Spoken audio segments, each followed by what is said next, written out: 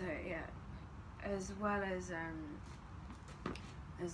targeted advertising at poor and suspecting animals, I've got personal experience really of how intrusive individualized marketing can be, and this is a true story. So a few weeks ago, late at night, I experienced a sudden rush of adverts which ran as follows. Hello, Jessica. I mean, they didn't name me personally, but they might as well have done, really. Hello. We know you have been downloading and viewing pictures of children in indecent poses, in indecent situations, and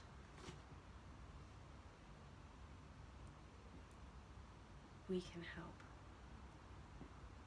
You just need, Jessica, to admit you have a problem. It's not a disease as such, at least not one without a cure. You just need to admit you need help, that you have a problem, and we can help you. You just need to admit that you're a paedophile. Oh my god. I honestly have no idea what I must have been viewing online to prompt this. Clearly I've been listening to too much Justin Bieber. And this is also true. The Spotify team apparently are very good at profiling people demographically and also unofficially, without any exact psychology qualifications, diagnosing personality disorders. So apparently this very specific Justin Bieber song, What Do You Mean? And it's Justin's kind of ode to the confusion he feels about the issue of sexual consent. So I don't understand, baby, when you say no, you mean yes, right? You know you want it.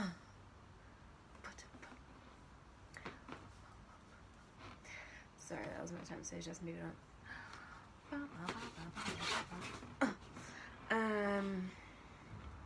Moving swiftly on from that.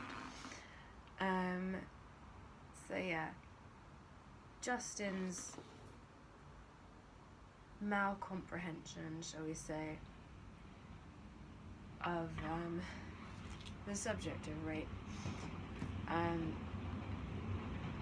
Fondness for this song means you're 80% likely to be clinical psychopath. So clearly there's something on my Spotify playlist that's been raising a red flag, and need to do a thorough audit there, is all I can say.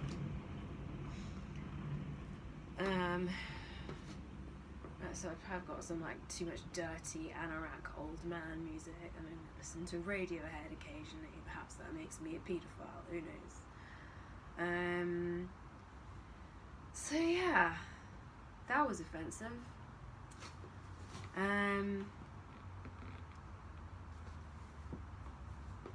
Yeah, on the issue of consent, I've got a related pet anecdote.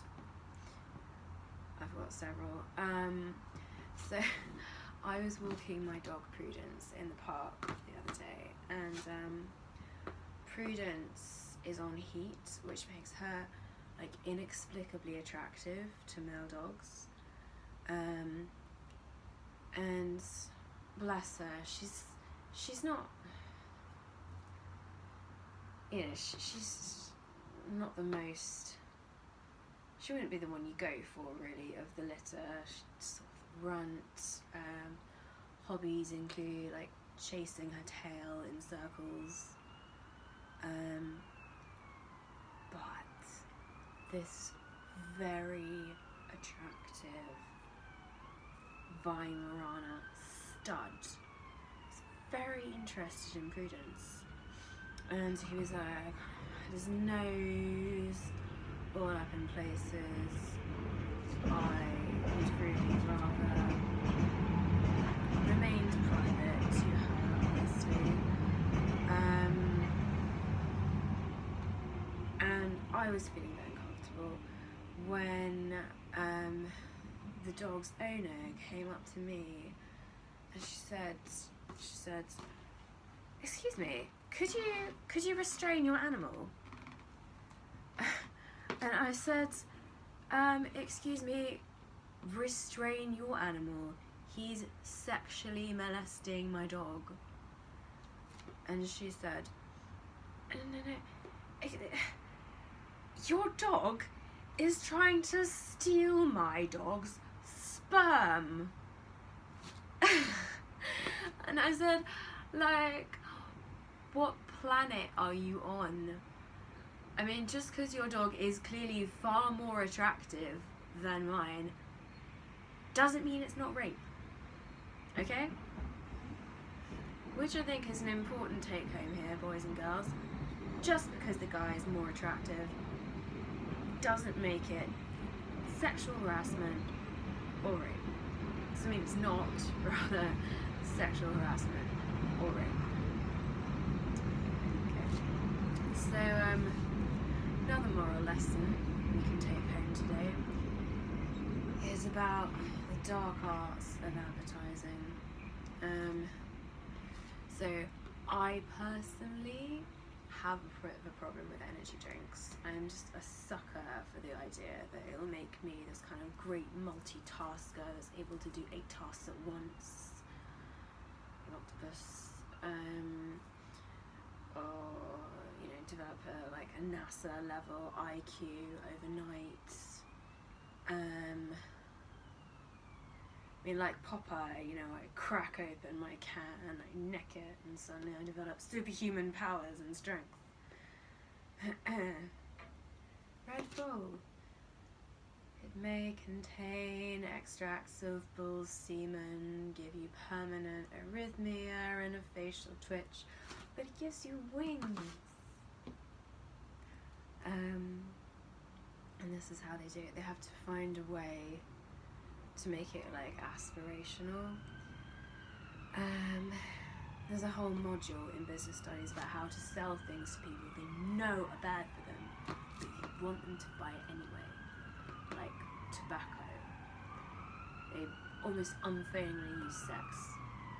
So, you know, a guy who's maybe 6, a push 7, lights up Marlboro, and all of a sudden he's like James Dean, he's gone to a 10. Or maybe even Ryanair, possibly EasyJet, one of the two.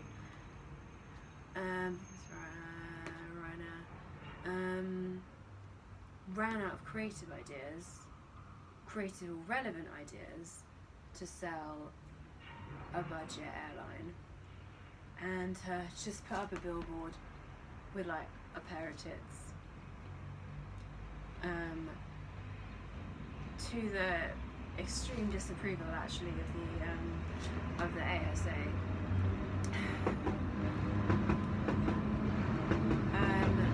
Though to memory, I don't think they had to take it down, so the billboard remained of just Ryanair and just a pair of tits.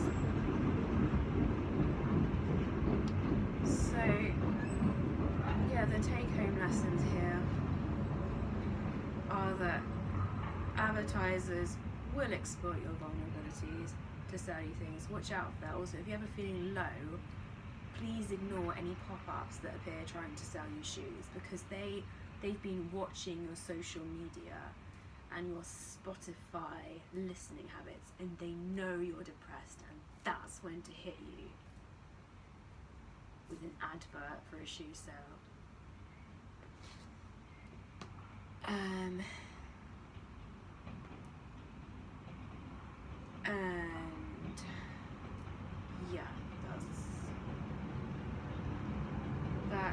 that is individualized advertising for you in a nutshell. The other important take home: you can't think of any way to sell something. Use sex. Sex sells. Sex especially sells beer. Actually, apparently, guys presented with pictures of good-looking women are more susceptible to being sold beer, because it's like, well, that's out of reach. Oh well. Anyway, I've got a final anecdote for you from my list of personally embarrassing moments. So I was about a month ago, I suppose, I was composing a text asking a gentleman, a kind gentleman, for letting me sit on his sofa, getting my text ready, and the option that my iPhone presented me with was not one that was immediately relevant or even appropriate for the situation. I mean, I was bemused, really, by the fact so many people were using the phrase, "Thanks for letting me sit on your face," such that it become the like the only predictive text option. Like, I was sort of, am I the only decile of the London population that doesn't routinely use the phrase, "Thanks for letting me sit on your face"? Which kind of left two explanations. Either there is some kind of subterranean world behind the closed curtains of London society where like 9/10 of the population are routinely in need of the phrase, "Thanks, dear, for letting me sit on your face tonight, and also for the tea and biscuits. It was swell." Or either that, or kind of predictive text analytics, language naturalization software has kind of naturalized a bit too much. So it's like, it's gone native, you know, it's actually giving us sexual tips now, sexual tips and advice.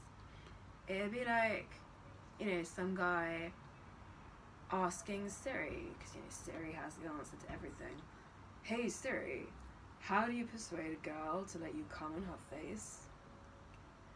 To which Siri's response would obviously be,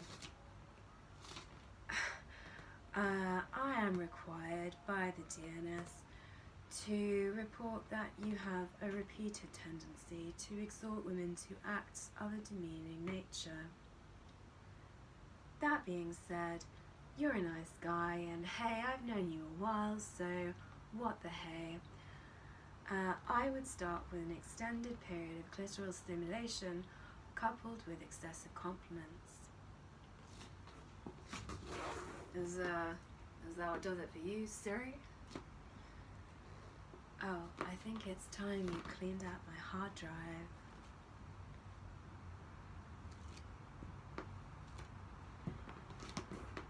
Huh. Well, I'll cancel my plans.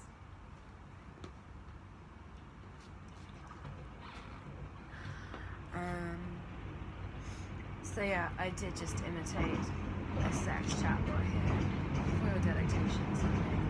We could end on a high note, or we could go to my last, oh my god, this is long. My last act, which is my last gag, which is anecdote, which is to do with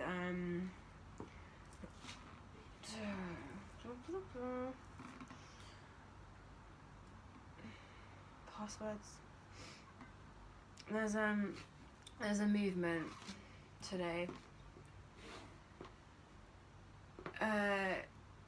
in the world of technology to abolish passwords altogether. They're very irritating. There's too many of them to remember.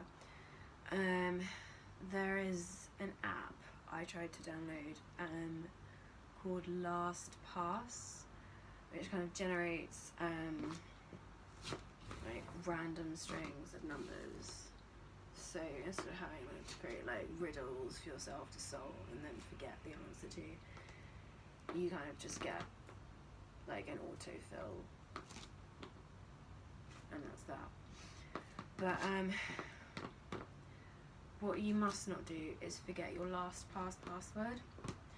The LastPass password is the last password.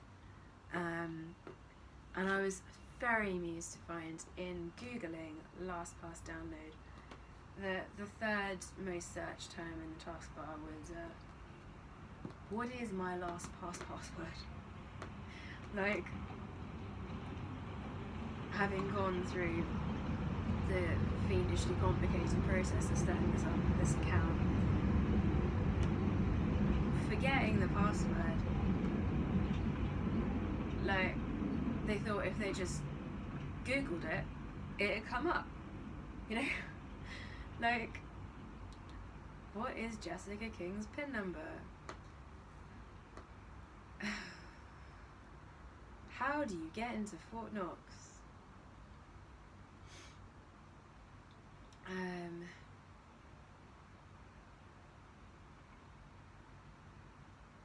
What is President Trump's mobile number?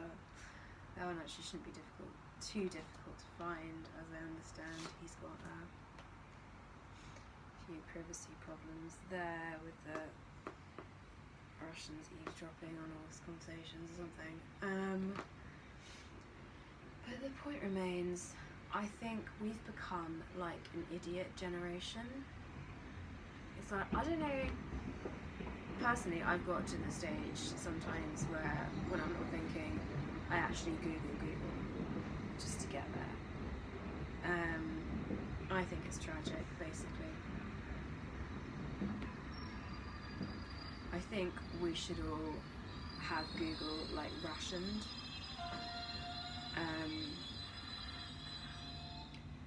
And then maybe see if we can actually like draw on our short-term memory for a couple of days. It's like, you know, it's the Google generation, it's the Alexa generation, it's the generation that's become used to kind of having its lives organised by and dictated by a small black box called Alexa. You know, be like, Alexa, what's the weather like today? Alexa, turn on the toaster. Alexa, please optimize the heating to the current environmental conditions. Alexa, fetch my coat and umbrella. Oh, hang on. Wait.